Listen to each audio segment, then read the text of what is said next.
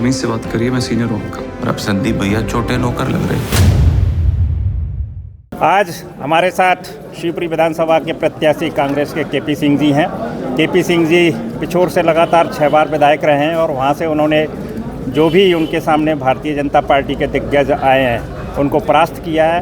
उनमें प्रमुख रूप से लक्ष्मी नारायण गुप्ता और जिस प्रीतम लोधी को कांग्रेस भाजपा ने दो बार उतारने के बाद तीसरी बार उतारा है, उनको भी 2 बार वो पराजित कर चुके हैं। केपी सिंह जी से हम बात करेंगे कि क्या ऐसे कारण रहे कि अपनी परंपरागत सीट और जहां मजबूत उनकी पृष्ठभूमि है उसे छोड़कर उन्हें शिवपुरी से विधानसभा चुनाव लड़ने की ज़रूरत पड़ी। तो उनसे लोग बात करते हैं। केपी सिंह जी, आपकी पिछोर परंपरागत सीट एक तरह से हो गई है, 6 बार लगातार विधायक रहे हैं आप वहाँ से, और राजनीतिक जीवन की शुरुआत भी एक तरह से आपने वहीं से की। तो क्या कारण रहे कि एक इतनी मजबूत पृष्ठभूमि होने के बावजूद आप एकाएक पिछोर छोड़ के और शिवपुरी से चुनाव लड़ने के लिए आए? जो पार्टी का आदेश हुआ उसी के आदेश के तहत एक अनुशासित सिपाही की तरह मैंने शिवपुरी आना स्वीकार किया। अच्छा, शिवपुरी एक भाजपा की कॉर्डर सीट रही है। यहाँ से लगभग 25-30 हज़ार वोट माने जाते हैं कि भाजपा के हैं, और लगातार 4 बार यशोधरा राजे सिंधिया यहाँ से विधायक रहीं, जबकि वो शिवपुरी में एक प्रवासी उम्मीदवार की तरह या प्रतिनिधि की तरह आती थीं, और काम भी हमने देखे उनके के बहुत पुख्ता नहीं थे। इसके बावजूद वो केवल भाजपा की प्रत्याशी होने के नाते जीतती रहीं। तो ऐसे में आप अपनी जीत के प्रति कितने आश्वस्त हैं? शिवपुरी मेरे लिए कोई नया नहीं है।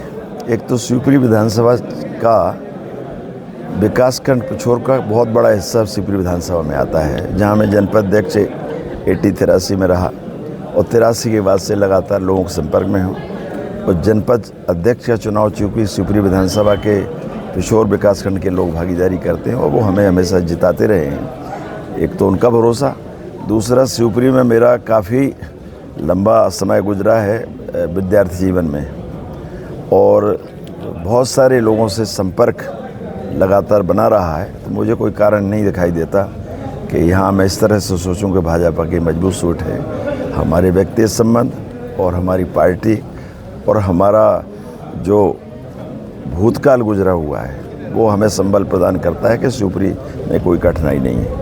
अच्छा, शिवपुरी में विकास कार्य जो महत्वपूर्ण जो परियोजना है, सीवर प्रोजेक्ट और मणिखेड़ा पेयजल योजना 14-15 साल से अधूरी पड़ी हुई हैं, और जनता या जो उसके जानकार हैं तकनीकी लोग वो ये तक कह रहे हैं कि सीवर प्रोजेक्ट तो पूरा होने के बाद भी चालू हो जाए ये असंभव लगता है। तो इन परियोजनाओं को यदि जनता आपको मौका देती है तो इन परियोजनाओं को पूरी करने में आपका क्या भूमिका रहेगी? मैं कहाँ खामियां रह गई हैं, क्या क्या दिक्कतों की वजह से ये शिवपुरी को पानी नहीं मिल पा रहा है, इसको पहले समझने का प्रयास अभी भी कर रहा हूँ और पहले भी जानकारी में रहा है। उन कमियों को दूर करके हम कोशिश करेंगे कि जल्दी से जल्दी शहर को पानी की सुविधा हो, चाहे सीवर की सुविधा उपलब्ध हो जाए।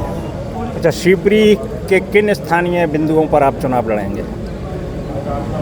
मैंने अभी बोला है संपर्क, संवाद, समन्वय और संवेदनशीलता, ये सुशासन, ये हमारे मुख्य आधार रहेंगे चुनाव लड़ने के। अच्छा, भारतीय जनता पार्टी लाडली बहना योजना को एक प्रमुख योजना मान के चल रही है और उनको विश्वास है कि इस योजना के बदौलत हम चुनाव जीत पाएंगे। तो उसकी काट के लिए आप क्या करेंगे? लाडली बहना योजना से बेहतर योजना हमारी कांग्रेस के पार्टी ने दी है, जिसका नाम है नारी सम्मान योजना। और ये आम आदमी अच्छी तरह समझ रहा है, लाडली बहना भी समझ रही हैं कि अगर शिवराज सिंह जी लाडली बहना को लाडली बहना मानते होते तो जो 5 साल और 10 साल पहले भी हो सकता था। इन चुनाव के समय सिर्फ चुनाव में वोट पाने के लिए किया गया है, और उससे बेहतर व्यवस्था हमने किसी वर्ग को अलग नहीं किया है। शिवराज सिंह सरकार ने तो अनुसूचित जनजाति समाज को इससे अलग रखा है। अगर 1500 रुपये या 1000 रुपये अनुसूचित जाति वर्ग को भी मिल जाते तो क्या अंतर पड़ जाता, लेकिन उनने भेदभाव किया है तो पूरे अनुसूचित जनजाति वर्ग को इससे अलग किया है। ये ठीक नहीं है और ये शुद्ध रूप से चुनाव योजना है, और इसमें मुझे नहीं लगता कि वो जनता को ठग पाएंगे।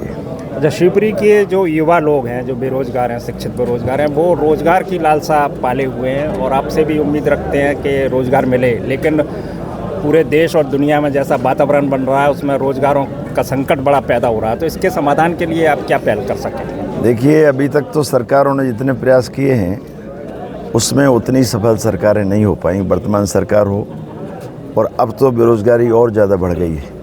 तो इसके समाधान के लिए सरकारों को नए सिरे से सोचना पड़ेगा।